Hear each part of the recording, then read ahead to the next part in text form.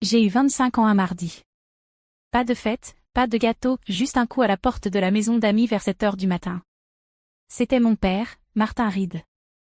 Les manches retroussées comme s'il allait faire du jardinage, mais les yeux vifs, attentifs, comme si quelque chose d'important allait se passer. « Viens à la cuisine », dit-il. « Il faut qu'on parle. » Je l'ai suivi par le portail de derrière jusque dans la maison. Je n'étais pas entré dans la maison principale depuis plus d'une semaine, pas depuis que mon frère était revenu y vivre. La cuisine sentait le pain grillé et le café. Ma mère était déjà à table, habillée, sirotant son café comme si c'était un matin comme les autres. Comme si ce n'était pas mon anniversaire. Comme si rien, en ce jour, n'était inhabituel. Il n'y avait ni ballon, ni carte. Mais il y avait une valise près de la porte. Ma valise, celle en cuir marron avec mes initiales, JR, gravées sur le côté. Elle n'avait plus servi depuis l'université. Je l'ai regardée, puis je les ai regardés. Ma mère n'a pas souri. « Tu as 25 ans maintenant, Juliana.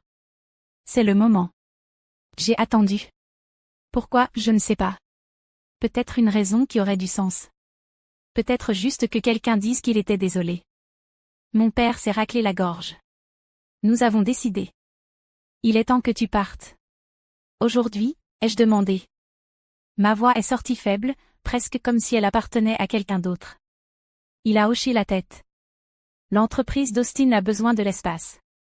Il va utiliser la maison d'amis maintenant. Je suis juste restée là, sans protester, sans pleurer, juste immobile. Ma mère s'est levée, a marché jusqu'à la valise et l'a fermée complètement. « Tes affaires essentielles sont prêtes, dit-elle. On s'est dit que ça te ferait gagner du temps. » Ma gorge s'est serrée, mais je n'ai rien dit. Ils n'ont pas demandé où j'irais. Ils n'ont pas proposé de suggestion, même pas un taxi. Ils ont juste ouvert la porte. Je suis sortie dans l'air du matin, la valise à la main, et le bruit de la porte qui se referme derrière moi. C'était tout. C'était mon anniversaire. Je n'ai pas pleuré en arrivant au bout de la rue. Je ne me suis même pas arrêtée, juste un pas devant l'autre, comme en pilote automatique. Comme si mon corps savait quelque chose que mon cœur n'avait pas encore compris. Ils avaient prévu ça. Cette valise était trop bien rangée, trop efficace. Mais la vérité, c'est que ça n'a pas commencé ce matin-là. Ça a commencé des années plus tôt. Peut-être au moment où Austin est né. Il avait 3 ans de moins que moi, cheveux blonds, sourire éclatant, une énergie sans fin. Le genre d'enfant que les gens applaudissent naturellement, même quand il n'a pas fait grand-chose. « Regardez-le », disait-il. Quel leader! À 10 ans, il jouait déjà au football en compétition et faisait partie d'un comité de direction à l'école. Ma mère n'a jamais raté un seul match. Pas un. J'ai peint une fresque dans la bibliothèque de l'école quand j'avais 14 ans. Ça m'a pris 2 semaines, en restant après les cours tous les jours. Personne de ma famille n'est venu la voir. Ils ont dit qu'ils étaient juste trop occupés cette semaine-là. Austin est allé à l'université à New York, une université privée avec un programme de commerce qui coûtait plus cher par semestre que mes 4 années entières à Greenville Tech. Mes parents ont tout payé, jusqu'au dernier centime. Je suis restée dans la région, j'ai obtenu des bourses, j'ai fait le service en soirée, j'ai conçu des sites web pour les autres résidents de mon dortoir juste pour pouvoir m'acheter des livres. Quand j'ai eu mon diplôme, ils m'ont demandé si je voulais revenir vivre dans la maison d'amis, moyennant un loyer modeste. J'ai accepté. J'avais besoin d'un endroit à moi. Je n'ai rien demandé d'autre. Austin est revenu 2 ans plus tard. Sans emploi, juste une vision. Mon père lui a donné des fonds de départ. Ma mère a vidé le garage pour qu'il ait de la place pour réfléchir. Ils lui ont organisé une fête de lancement dans le jardin, traiteur, musique, banderoles imprimées. J'ai aidé à concevoir son dossier de présentation. Je ne lui ai rien facturé. Je n'ai même pas eu un merci. Il disait à tout le monde, Austin va changer le monde. Personne ne m'a jamais demandé sur quoi je travaillais, moi. Ce n'était pas de l'amertume. Pas exactement. Plutôt une forme d'invisibilité. Il y a un genre de silence qui grandit en toi quand tu es toujours le personnage en arrière-plan de ta propre vie, quand tes réussites ne sont que des notes de bas de page et ta présence, une simple politesse. J'ai arrêté d'essayer de les impressionner à peu près au moment où Austin a eu une nouvelle voiture et que moi, je faisais encore mes trajets en vélo pour des missions en freelance. Une fois, j'ai surpris mon père au téléphone. Il disait, c'est Austin qu'on prépare. Jules, elle, est stable. Stable. Comme une étagère. ou une application météo. Je me suis dit qu'un jour peut-être, ce serait une bonne chose, que la constance signifierait qu'on me ferait confiance, qu'on aurait besoin de moi. Mais au final, ils ne m'ont même pas dit merci. Ils ont juste fait mes valises et donné la place à celui qui, déjà, en occupait tant. Le pire, ce n'était pas d'être mise à la porte. C'était de comprendre qu'ils n'ont jamais pensé que j'irais quelque part qui vaudrait la peine d'être suivi. Et moi, je les avais crus. Pendant longtemps. Jusqu'à aujourd'hui. Le motel sentait le vieux désinfectant au citron, et en dessous, quelque chose qui n'avait pas été nettoyé depuis des semaines. J'ai inséré la carte clé. La porte s'est coincée avant de s'ouvrir en grinçant. Chambre 107. Pas de vue, juste un lit simple, une lampe et un mur qui bourdonnaient faiblement à cause du distributeur automatique de l'autre côté. Peu importe. Je ne comptais pas rester longtemps, je ne pouvais pas me le permettre. J'ai laissé tomber la valise par terre et je me suis assise au bord du lit, serrant toujours la poignée comme si je n'étais pas encore sûre d'avoir le droit de lâcher prise. Ils avaient vraiment tout emballé. Brosse à dents, chargeur de téléphone, chaussettes, tout plié soigneusement, comme s'ils voulaient que cela paraisse attentionné, méthodique. J'ai ouvert la fermeture principale et j'ai fouillé parmi les couches de vêtements. Ce n'est qu'en ouvrant la poche avant que je l'ai trouvée, glissée à plat contre la doublure intérieure. Une enveloppe. Pas de timbre, pas d'adresse. Juste une chose, mon prénom, Juliana, écrit de la main de mon grand-père. Un tracé net, mesuré, délibéré. Je n'avais pas vu cette écriture depuis près de 10 ans. Grand-père Henri, le père de mon père. Il est décédé quand j'avais 15 ans. Il me laissait toujours m'asseoir à côté de lui à sa table à dessin. Il m'avait appris à tenir une équerre, m'avait dit que les bâtiments n'étaient pas faits d'acier, mais de clarté. Ça, avait-il dit une fois, en tapotant une ligne de croquis droite et nette, c'est ce que ça veut dire, ne pas perdre de temps. J'avais oublié qu'il m'avait donné quelque chose lors des funérailles, une enveloppe scellée. Pas avant tes 25 ans, avait-il dit. Je ne l'avais jamais ouverte. Je l'avais rangée dans la poche intérieure de cette valise pour la garder en sécurité, pensant que, un jour, était encore loin. Apparemment, ce jour, c'était aujourd'hui. Je suis restée longtemps immobile, l'enveloppe posée sur mes genoux, un doigt suivant la couture. Une partie de moi ne voulait pas l'ouvrir. Pas ici. Pas dans un motel qui sentait le désinfectant et quelque chose de vieux en dessous.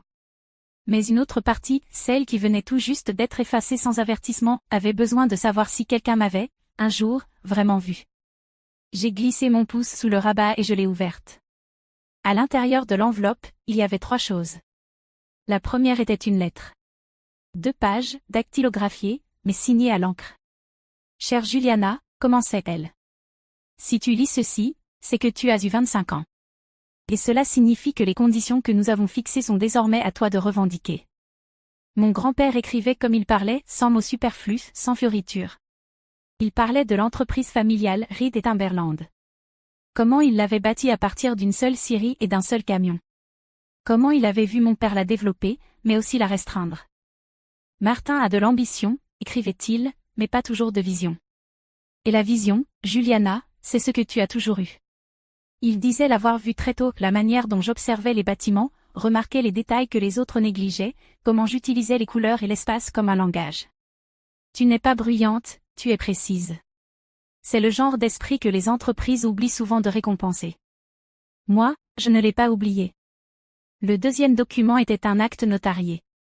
Je reconnus l'entête Harper et Lindell, le cabinet d'avocats qui gérait la plupart des affaires de notre famille. Le document était un transfert d'intérêt. 15%. 15% de Reed et Timberland Corporation, effectif à mon 25e anniversaire. Personne ne peut te le retirer, écrivait-il. Ils peuvent retarder. Ils peuvent ignorer. Mais la propriété est à toi. Et si tu le souhaites, ta voix à la table aussi. Ma respiration se suspendit. Je relus. 15%. Je n'étais même pas sûre de ce que cela signifiait encore, ni en termes d'argent, ni en termes de poids juridique, mais c'était plus que ce qu'on m'avait jamais donné. Plus qu'une permission. C'était une présence. Le troisième élément était un nom et un numéro de téléphone, Hélène Whittaker, avocate en succession, Harper et Lindell. Et en dessous, une note manuscrite dans son écriture reconnaissable entre toutes. Si jamais ils ne te l'ont pas dit, appelle-la. Cette phrase m'a frappé plus fort que tout le reste. Si jamais ils ne te l'ont pas dit. Ils savaient. Ils savaient qu'ils pourraient me le cacher. Et il l'avait fait. 10 ans. 10 longues années. J'avais passé mes nuits à courir après des paiements de missions freelance, à corriger des logos pour des clients locaux, pendant qu'il gardait cela sous silence. Je levai les yeux vers le plafond de la chambre de motel. Le bourdonnement du distributeur automatique me parut soudain plus fort. Puis je baissai les yeux vers le numéro. Je ne ressentais pas de colère. Pas encore. Mais quelque chose en moi avait changé, quelque chose de froid, de tranchant, de stable. Ils pensaient m'avoir effacé. Ils avaient oublié quel jour c'était vraiment. Le lendemain matin, je remis les mêmes vêtements que la veille. Un jean simple, un blazer sombre, et des ballerines qui avaient connu des jours meilleurs. Je rangeai soigneusement les documents dans une chemise en plastique achetée à la station-service de l'autre côté de la rue. Elle était fine et un peu fragile, mais suffisait. Puis j'appelai le numéro, Hélène Whittaker, avocate en succession. Son assistante répondit à la 3e sonnerie. Madame Whittaker est en réunion. Puis-je prendre un message? Je donnai mon nom. Il y eut une pause, du genre qui dure plus longtemps qu'elle ne devrait. Juliana Reed, demanda à nouveau la voix. Oui. Un instant, s'il vous plaît. Un clic, puis un autre. Ensuite, Hélène elle-même prit la ligne. Madame Reed, dit-elle. Sa voix était calme, professionnelle, mais plus chaleureuse que je ne l'aurais cru. J'attendais cet appel. Elle me donna l'adresse. Harper et Lindell se trouvaient dans un immeuble bas du centre-ville, niché entre un café et un service de notariat. Cela ne ressemblait pas à l'endroit où l'on change sa vie, mais pour moi, ça l'était. Elle m'accueillit dans le hall. Une femme d'une 50aine d'années, vive, au regard bienveillant. Nous ne nous serrâmes pas la main. Elle se contenta d'acquiescer et dit. Venez avec moi. Son bureau était ordonné mais pas intimidant. Il y avait une photo d'elle avec un Golden Retriever sur une étagère, ce qui me la fit immédiatement apprécier. Je suppose que vous avez apporté ce que votre grand-père vous a laissé, demanda-t-elle. Je lui tendis l'enveloppe. Elle la feuilleta rapidement, ses yeux parcourant chaque page avec la précision de quelqu'un qui a fait cela 1000 fois. Ce sont les originaux, confirma-t-elle. Bien. Elle se tourna vers son écran, tapa quelque chose, puis s'arrêta. Juliana, dit-elle en me regardant droit dans les yeux.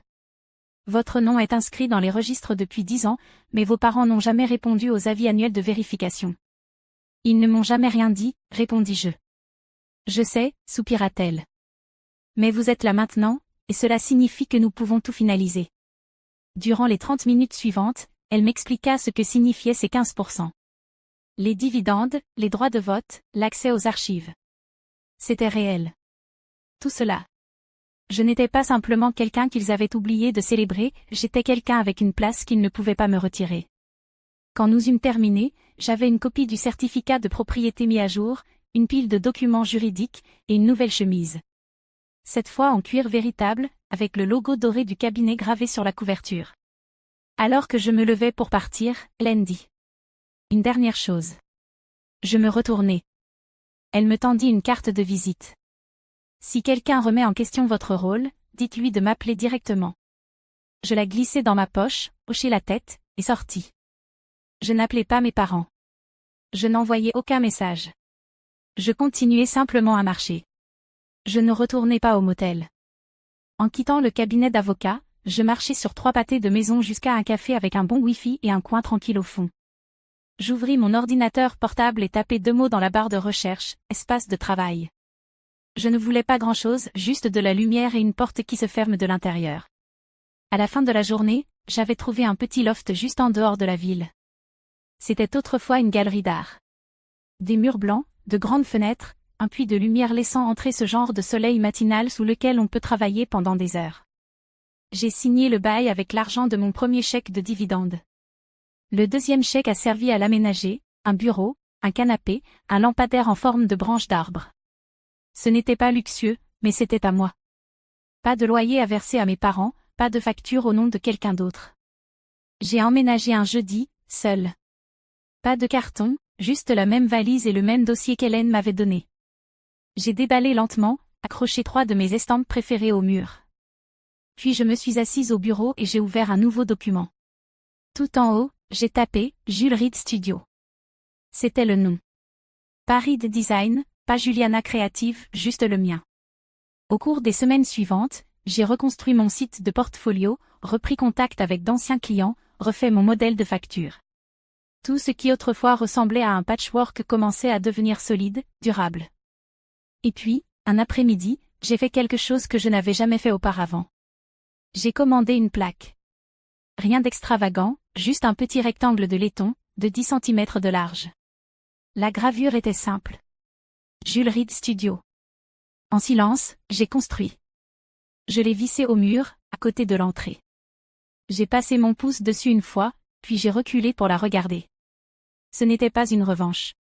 Ce n'était pas une déclaration.